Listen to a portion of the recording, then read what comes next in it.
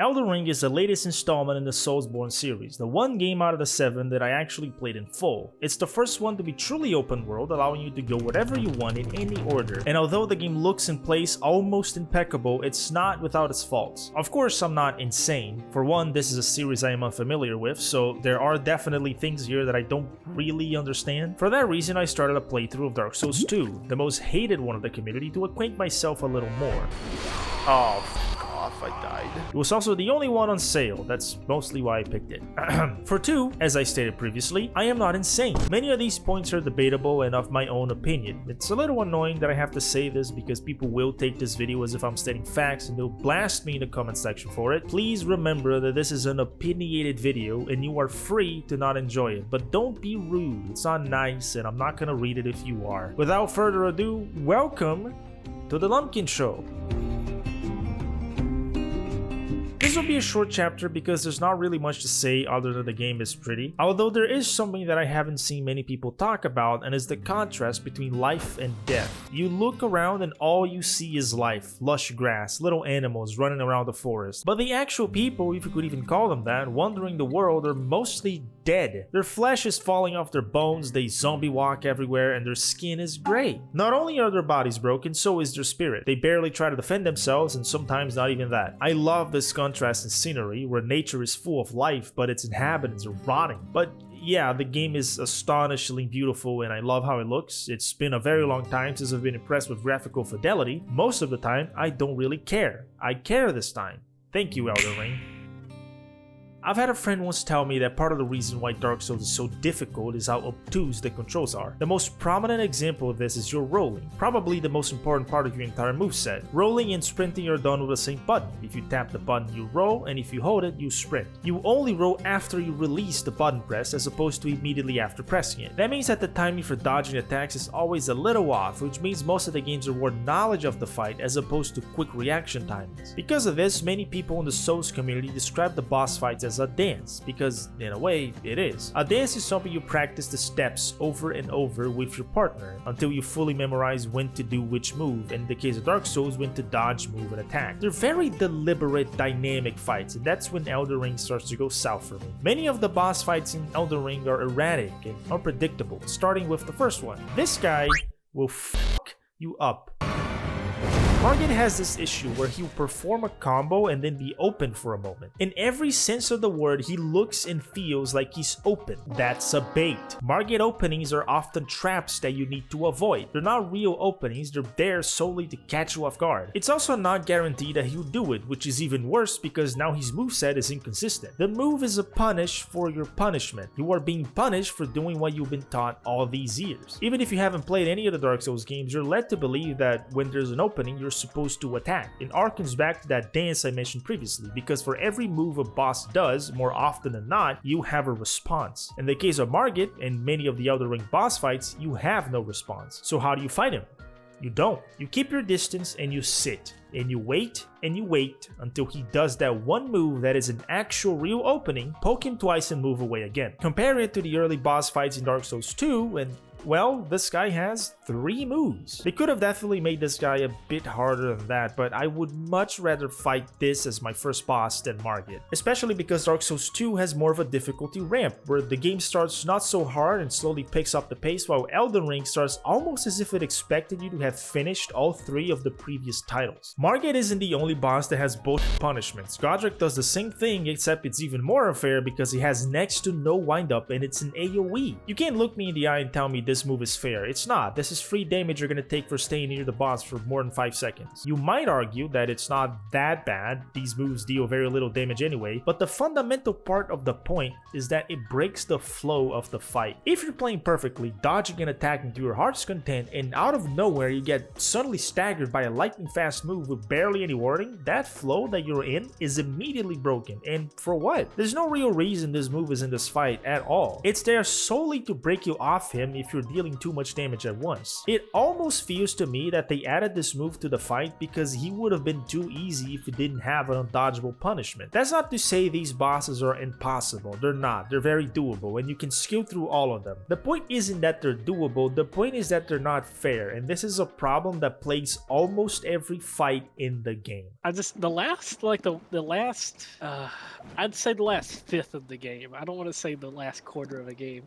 Is just a drag. Like, it's just every fight is like you get 2 hit. I had 50 vigor. I had 2 different talismans that increased my health. I was like over 2,000 health. Malenia would 2-shot me.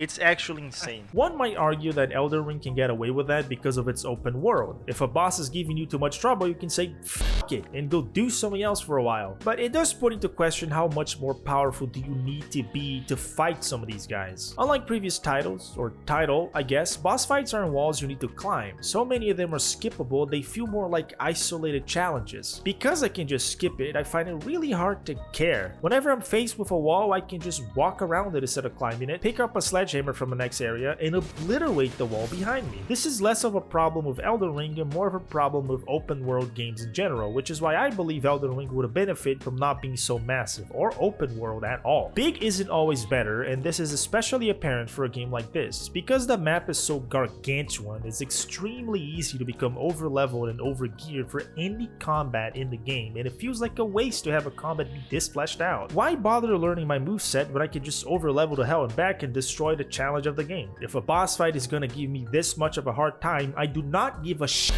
if over leveling is honorable or not. I will do it and I will destroy it. Or I'm gonna summon. It achieves the same principle and takes way less time. I believe that's the reason why the devs made the main bosses unbelievably cracked, to make up for the fact that by the time you get to them, you might just steamroll them. Because a lot of the time, due to the nature of the open world genre, you will over level on accident, and because Elden Ring is so huge, it's bound to happen. I cannot remember a single time I went to a catacombs and got literally anything of value whatsoever. You pair this with the fact that so many of the dungeons in the game are recycled content and you get a huge world that's not worth exploring. So now you're in a catch-22 where the game expects you to explore every nook and cranny you can find, but doing so is rarely rewardable but over levels you at the same time, making the next area a snooze fest. This is a massive change from Dark Souls 2's open world. The game is very claustrophobic, and despite being open world, you're still going through stages. It's like having many different pockets of content to explore, and because everything is much more condensed, the content is never spread too thin, and this is supposedly the worst one in the series. I have more memorable moments in DS2 than I do in Elden Ring, and I haven't even beaten the game yet. This is a real bummer because the game feels so good to play.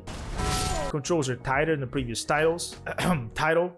Previous title. There are many movesets and special movesets that you can find. Armor sets look stunning and some of them look disgusting, but in a good way. The combat is so much more fluid than the stiffness that is Dark Souls 2. It sucks because the game's main draw should have been the open world, right? Sure, they made it very pretty, but this isn't innovating in any way, and it's so baffling that so many people think it is. There's a reason why everyone says this is just Dark Souls but open world, and that's because it is. Elden Ring is just more Dark Souls slapped into a huge map. Realistically, Elden Ring didn't do anything to make it stand out from other open world games aside from making the game pretty and hiding the HUD from you, which I admit is a good thing. Having sensory overload because of the immense amount of HUD elements in your screen is something I'll never enjoy. Matou na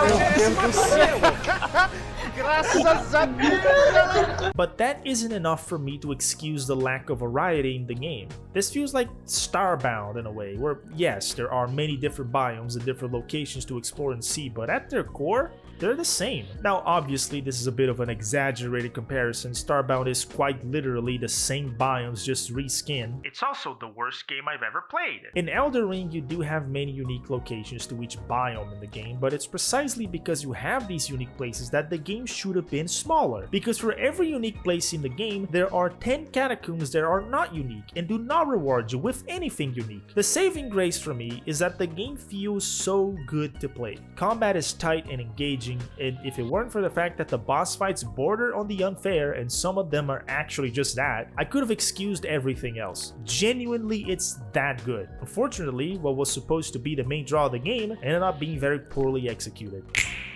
I rarely recommend any game that costs you more than $30 to play, but I think Elden Ring might be an exception. Despite all of the glaring issues I have with it, I had a lot of fun. It's a bit unfortunate that it wasn't fun the second time around, but I didn't expect that much from an open world game. Maybe I'm just biased towards open world. I just don't like them. In conclusion, Elden Ring is a fantastic game with extremely fun combat, a gorgeous world, and pristine weapon and armor designs that unfortunately falls short on overtuned boss fights that drag too long in an open world that would benefit from being much smaller, rather than the gigantic landscape filled with boring and repetitive content that it is. Thank you for watching. I really appreciate you guys' patience with waiting for content to come out. Taking a break from content creation was great and it greatly helped me find that passion again. However, I do work with video editing for other content creators, so sometimes I just don't have the time to continue working on the channel. I've opened a Patreon, yes, another one, and this time it's going to stick around for people who want to support me without having to go through the YouTube membership program. If you'd like to support me without paying an actual pledge, there's also Coffee, which lets you donate a few dollars my way and let me buy yet another cup of coffee. But simply subscribing and watching the videos that eventually come out is enough for me. I appreciate you all nonetheless.